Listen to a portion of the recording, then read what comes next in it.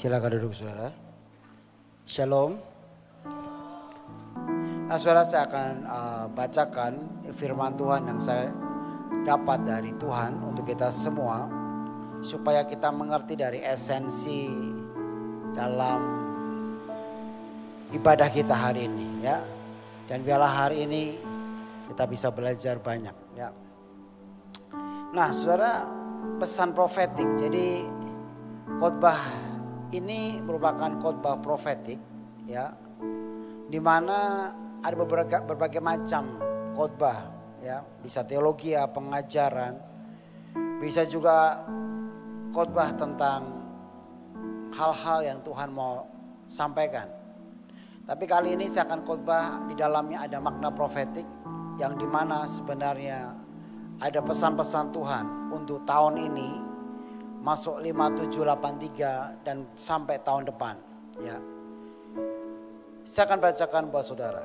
Saat matahari terbenam pada hari Minggu ya, 25 September 22 dan irisan pertama bulan baru muncul, kita memasuki tahun baru Ibrani 5783. Sekaligus siklus 7 tahun yang baru.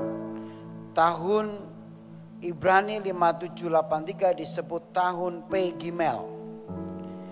P mewakili nilai numerik 80 dan Gimel mewakili nilai numerik 3 yang bila dijumlah akan menghasilkan 83. P Gimel tahun Ibrani 5783 dituliskan dengan huruf Ibrani sebagai Tafshin P Gimel 783. Atau disingkat P Gimel yang memiliki nilai numerik 83.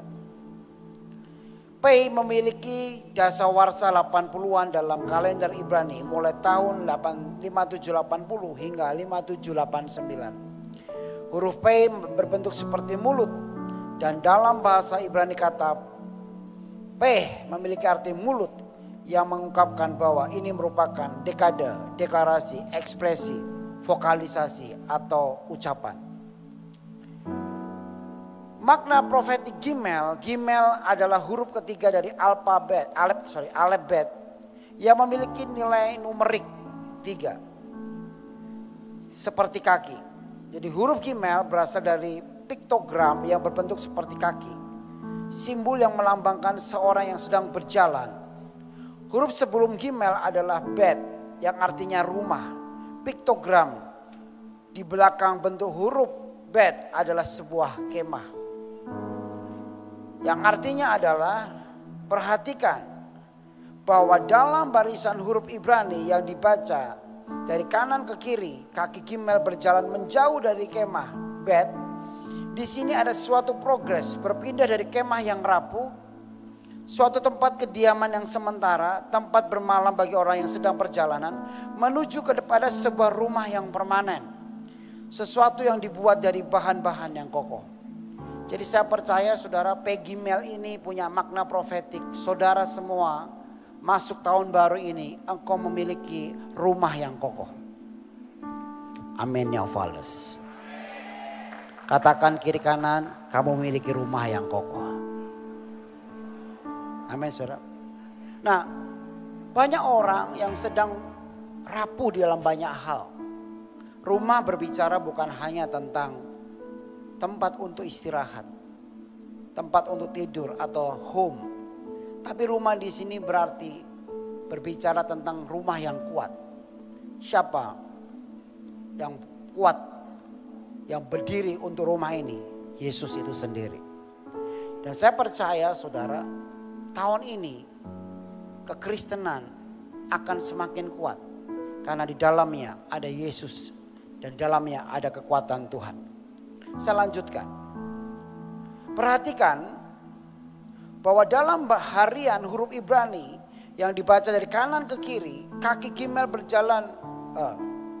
Udah. Nah, selain itu Gimel artinya juga unta. Unta tahun 5783 adalah tahun perbekalan. Tuhan menyiapkan perbekalan untuk kita sepanjang tahun ini. Sama-sama katakan, sepanjang tahun ini Tuhan supply saya. Sepanjang tahun ini Tuhan perhatikan saya. Sepanjang tahun ini Tuhan provide saya. Saudara kalau disuruh aja ngomong jangan ayo gitu. Sebentar lagi makan kok ya, tenang. Sama-sama katakan, sepanjang tahun ini Tuhan provide saya. Jaga saya. Amin. Ini penting. Jadi kita lihat ya. Ukraina, Rusia. Kita lihat lagi apa? Bencana alam, wabah virus COVID-19. Krisis moral LGBT di mana-mana.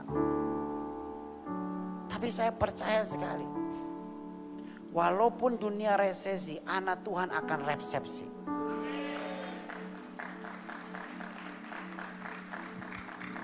Yang tepuk tangan ngerti khotbah saya.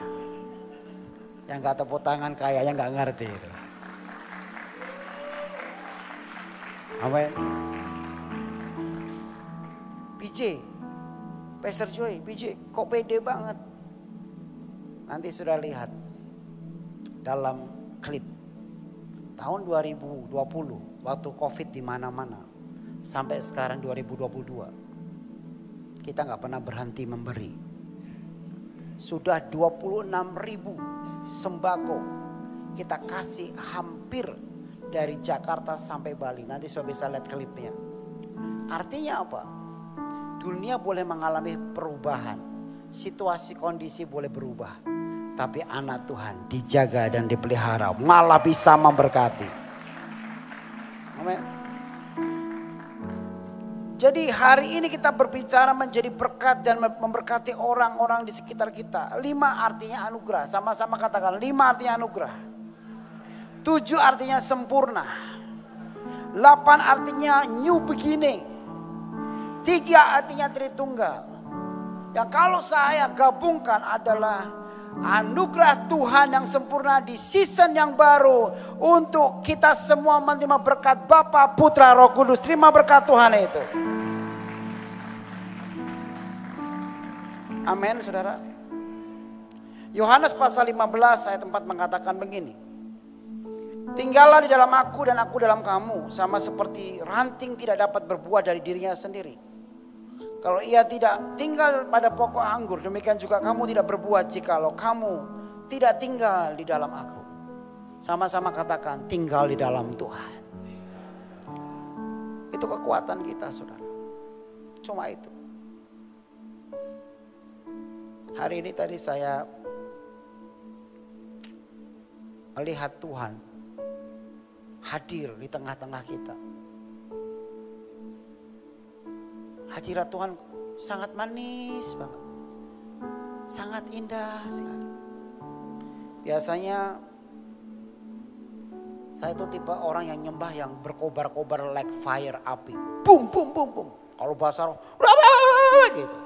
Contoh ya contoh gitu.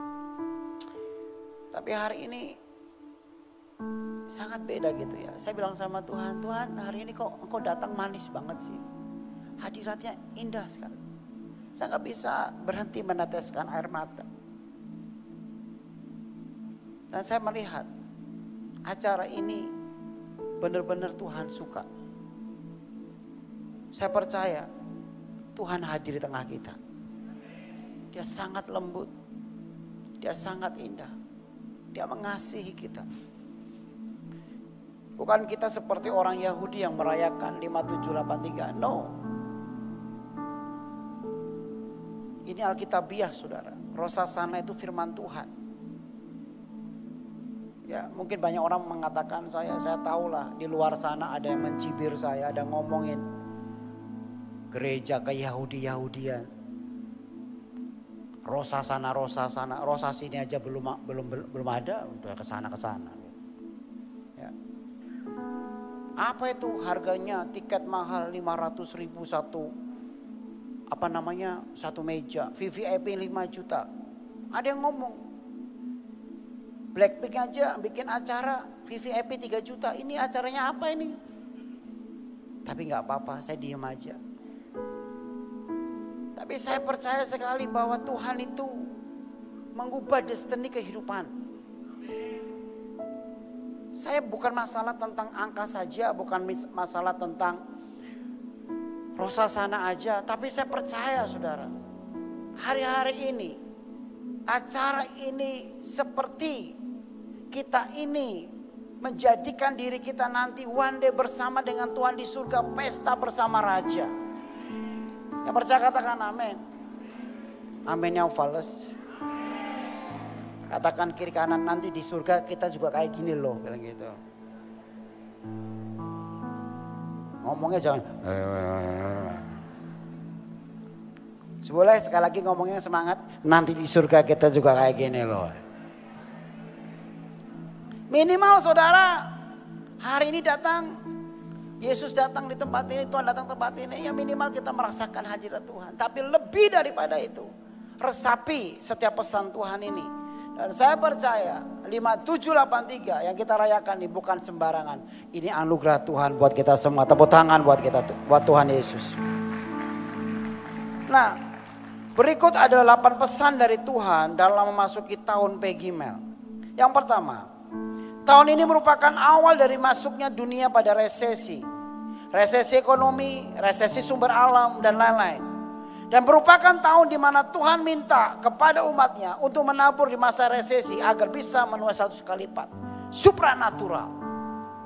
Saudara bisa bayangkan orang lagi resesi itu harusnya mengurangi, harusnya simpen, harusnya menabung, harusnya melakukan sesuatu supaya nggak mengalami resesi.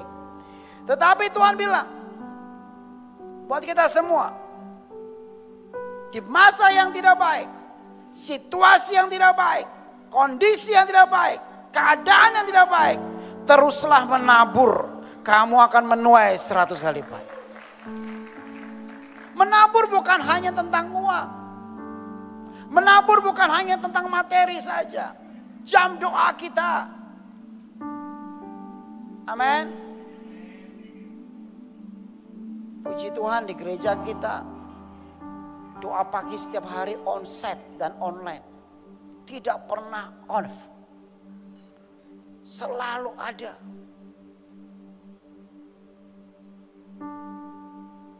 Zoom pagi malam. Boleh di sini yang mengikuti Zoom saya angkat tangan tinggi-tinggi, katakan wuh. Ya.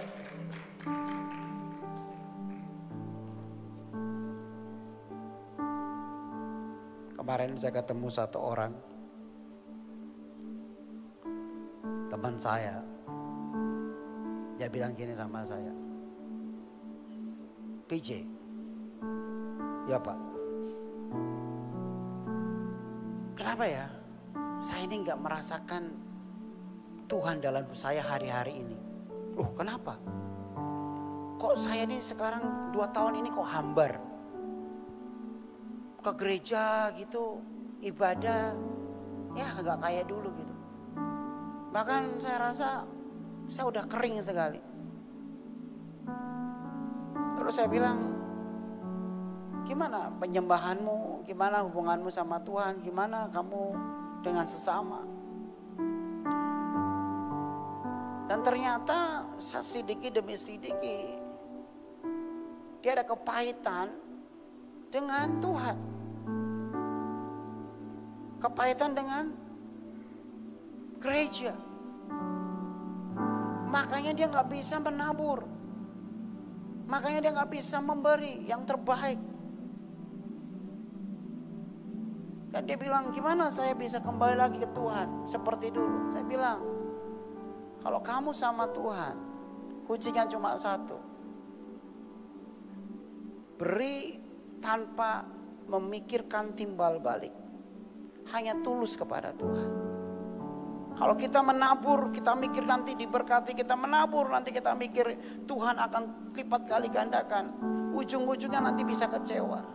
Tapi waktu kita menabur karena kita mencintai Tuhan, Tuhan akan memberi tanpa kita mengerti. Tuhan sediakan berlimpah tanpa kita sadari.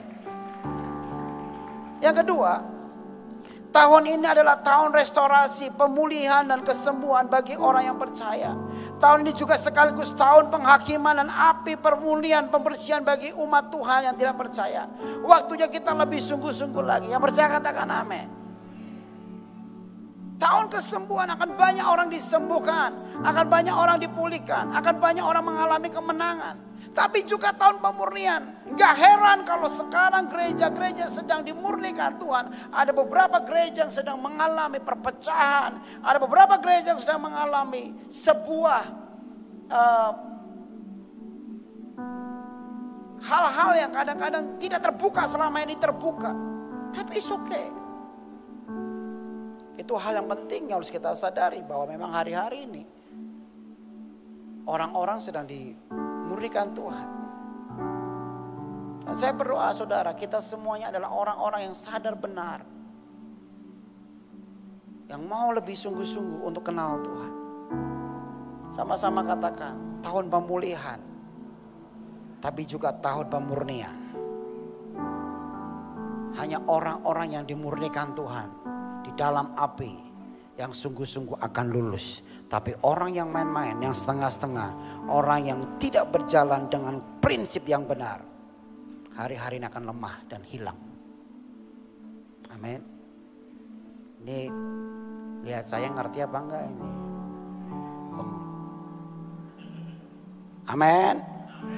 Yang ketiga, tahun gejolak dan tahun di mana mulainya peperangan di bangsa-bangsa, di mana umatnya perlu memperkatakan firman untuk mengatasi bencana, badai, resesi, dan malapetaka. Perkatakan dengan iman, ini adalah tahun di mana umatnya rest in his peace, dalam perlindungan Tuhan. Aku dan keluargaku akan aman. Sama-sama katakan, aku dan keluargaku akan aman. Amin, saudara. Gejolak boleh terjadi, tapi saya mau katakan buat kita semua, cuma kita yang ngerti tentang hal ini. Di dalam dia ada rest in his peace. Di dalam dia ada damai sejahtera. Ini penting. Dan ini mapping dari Tuhan tentang beberapa negara yang tahun depan akan terjadi sesuatu. Saya akan baca. Cina akan bergejolak dan Tuhan izinkan mempersiapkan Cina memimpin Asia Timur. Indonesia akan memasuki masa kemasan dan menjadi negara yang akan mengalami revival terbesar. India akan mengalami lawatan yang besar. Akan ada penuaian jiwa-jiwa dan akan memajukan teknologi IT-nya. Rusia akan terus berperang dan akan mengalami banyak pertumpahan darah. Orang-orang yang berdosa sampai Rusia bisa ambil alih Ukraina. Uni Eropa memasuki titik balik dan membentuk aliansi yang lebih kuat untuk menciptakan dunia baru. USA atau Amerika akan mensupport Israel dalam segala hal. Dan ekonominya akan mengalami goncangan supaya mereka kembali mencari Tuhan. Afrika akan menghadapi pilihan persatuan atau perpecahan di tengah kelaparan dan resesi ekonomi. Amerika Selatan atau Latin akan memasuki gerakan penyembuhan dan kebangkitan anak muda untuk sebuah revival. Australia akan memperkuat aliansi dengan Amerika Serikat dan Inggris dan terus menguatkan ekonominya. Spanyol, Portugal dan negara-negara sekitarnya akan melemah dan mencari subsidi atau pertolongan dengan segala cara.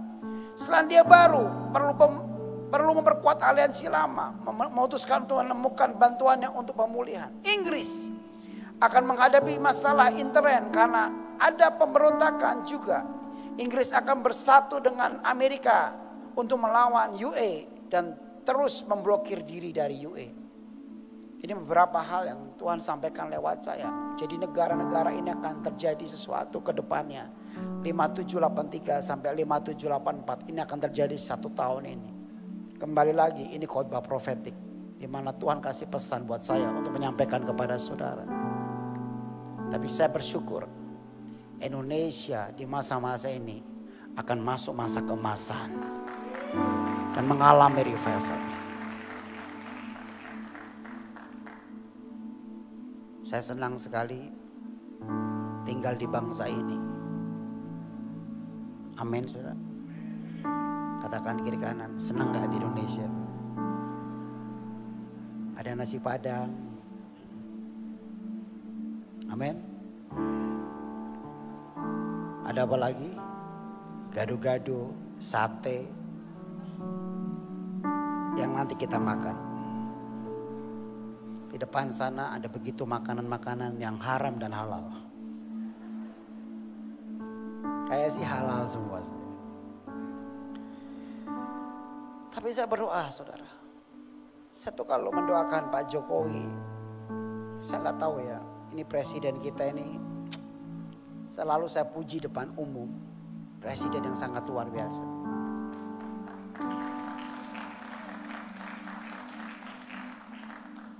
Saya bangga dengan dia. Pembangunan begitu luar biasa. Kemarin saya dari Labuan Bajo. Saya tanya sama orang di Labuan Bajo. Dulu gimana Labuan Bajo? 10 tahun yang lalu Labuan Bajo gak ada artinya. Siapa orang mau ke sini? Tanah aja dijual murahnya bukan main. Tapi hari ini kalau sudah ke Labuan Bajo beli tanah di sana, harganya dan dia bilang ini karena Pak Jokowi, jalan dibuat seperti benar-benar tempat yang indah. Saya bilang, saya bersyukur dan terus doakan untuk tahun 2024 supaya presiden dari Tuhan akan memimpin bangsa ini. Amin, saudara. Ini doa saya buat kita semua. Yang keempat, tahun perpecahan sekaligus tahun kolaborasi. Oleh karena itu kita harus tetap menjaga hati agar tidak terpecah belah. Jangan heran yang kita lihat selama ini sepertinya kuat atau loyal bisa pecah. Hati-hati, roh perpecahan akan terjadi juga. Orang yang biasanya bisa kuat bersama kita tinggalkan kita, jangan heran. Ya, tapi saya berharap di tempat ini semuanya solid. Amin ya Fales. Katakan yang suami istri, katakan gini, Pah, Mah, kita harus solid ya. Karena perpecahan bukan hanya di gereja. Iblis lagi hancurkan keluarga-keluarga, istri cerai kan suami, suami ceraikan istri. Tapi di tempat ini saya berdoa kita semuanya solid. Ada yang mau tidur kesolid kaget kita. Amin. Terutama buat pasukan dewe. Awas lu ya, jangan macam-macam. Jangan sampai gara-gara gak suka sama PJ keluar. Hati-hati loh. Ya. Saya peringatin, ini ada roh perpecahan. Ya, ditegur sedikit ngambek.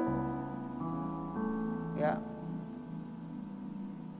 Gak diajak rosasana ngambek. Gak dibayari rosasana ngambek. Gak ada sih, semuanya gak ada. Itu cuma pemikiran saya aja.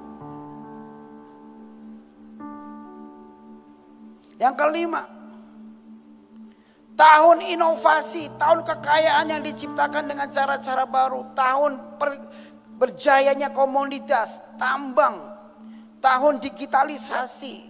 Jadi saudara kalau usaha komoditi tahun ini pasti akan naik karena resesi pangan akan terjadi. Saudara kalau usaha itu bagus. Usaha tambang, wah juga diberkati Tuhan. Usaha barang-barang digital juga diberkati. Tahun bangkitnya perusahaan-perusahaan baru, ya, yang dimana Tuhan akan berkati orang-orang yang bergerak dalam usaha-usaha baru. Kemarin saya baca satu artikel, ada seorang anak umurnya 17 tahun, dia menemukan sesuatu yang sifatnya IT. Sebulan dia mendapatkan 2 juta US dollar. Dia menemukan bagaimana caranya untuk trading, bagaimana caranya untuk ini. Pintar sekali. Sekarang mau umur berapa? Dia menguasai digital, dia menguasai IT. itu bisa menghasilkan uang banyak. Ya. Yang keenam, tahun perubahan. Tahun 5783 sampai 5784 adalah tahun perubahan. Sama-sama katakan tahun perubahan. Yang sangat besar dan sangat cepat sekali. Di mana kita lihat dunia sedang mengalami banyak perubahan. Dalam hal ini kita harus lebih mendeklarasikan firman Tuhan. Untuk memutarbalikkan keadaan. Bukan hanya dalam hati saja. Tetapi menggunakan mulut kita. Walau keadaan tidak sesuai dengan yang kita harapkan. Janganlah kita menjadi orang yang letih lesu.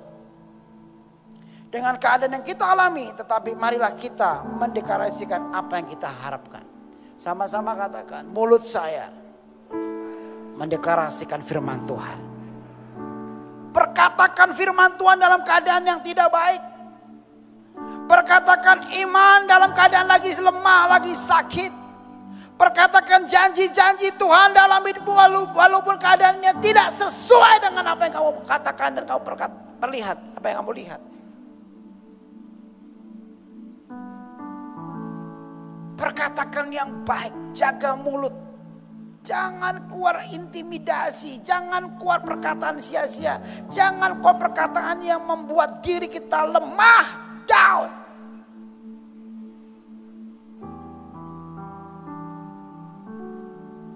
Amin. Walaupun kita lihat istri kita gemuk. Katakan, mah kamu kurus banget. Ya. Contoh.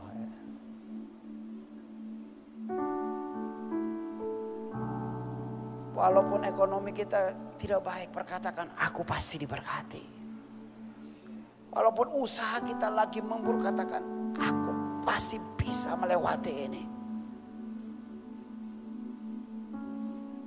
Walaupun kita sakit kanker, walaupun di tempat ini datang dengan sakit penyakit, engkau mungkin sakit begitu banyak. Cancer, dokter vonis cuma beberapa lama lagi kamu akan hidup. Perkatakan, aku sehat, aku hidup, aku sembuh.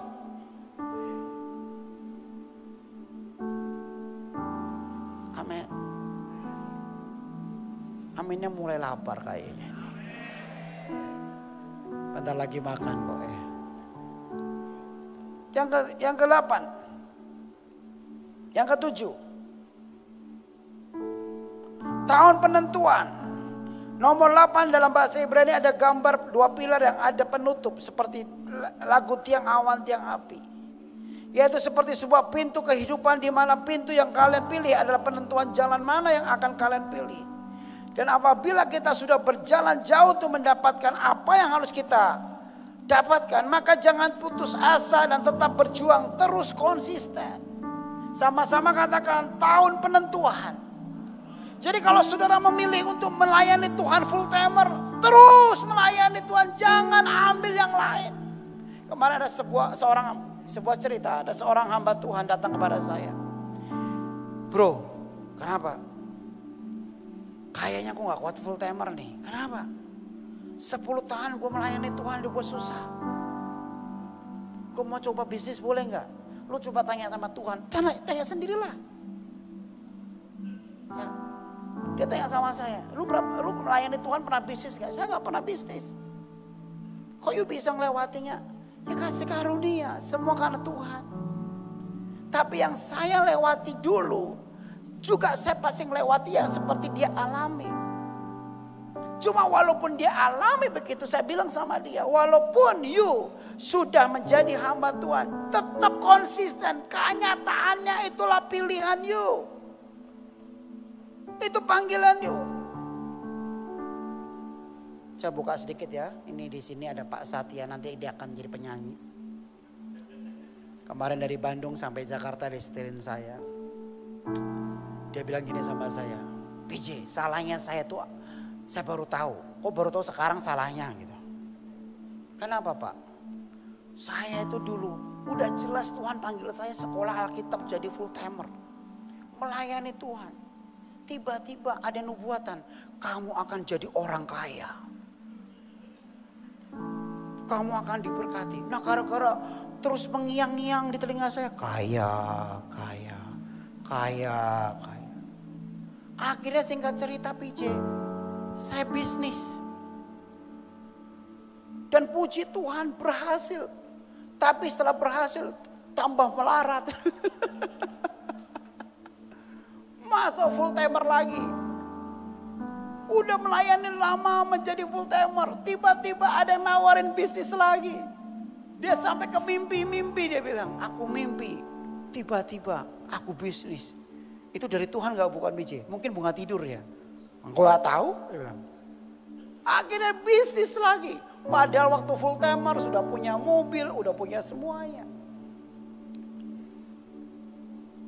Akhirnya habis. Dan sekarang dia full timer lagi. Dan sekarang saya bilang, jangan keluar lagi lu ya.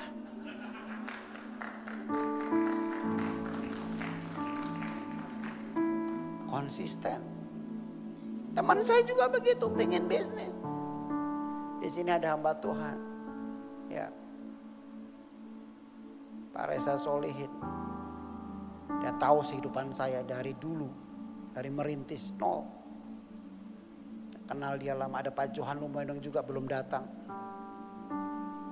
Saya percaya dia bisa melayani sampai sekarang menjadi hamba Tuhan konsisten tuh gak gampang. Air mata saudara.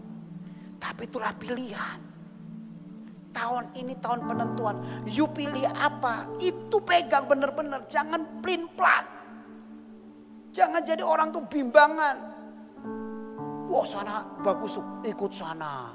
Sana ikut sana. Gak jelas hidupnya. Kayaknya panggilan saya bukan pendeta. Terus apa? Pendeti. Waduh. Sama-sama katakan konsisten aja. Bisnis belum selesai ini, bisnis ini. Belum kelar ini, bisnis ini. Utangnya belum selesai, utang lagi. Wah banyak banget hidupnya tuh. Gulung aja. Udah pilih satu. Ya. Dan saya percaya itu kan menjadi berkat buat kita semua. Amin saudara. Yang terakhir, yang ke-8. Tahun 5783 adalah tahun pengorbanan. Dan tahun ketaatan seperti yang kita tahu pada Kejadian pasal 22. Menulis catatan peristiwa di mana Abraham dengan tulus melaksanakan perintah Tuhan yang sangat berat kepadanya. Pengorbanan anaknya yang tunggal, Ishak dari Abraham dengan taat menuruti perintahnya. Ini menjadi dasar dalam filosofi Yahudi sebagai contoh tertinggi pengorbanan diri dalam ketaatan kepada kehendak Tuhan. Dan juga menjadi simbol bayar harga. Amin saudara. Ini penting sekali firman Tuhan. Nah mari kita buka Mazmur 119 ayat 17 sampai 24. Saya akan bacakan, ini merupakan firman Tuhan buat kita semua. Mazmur 119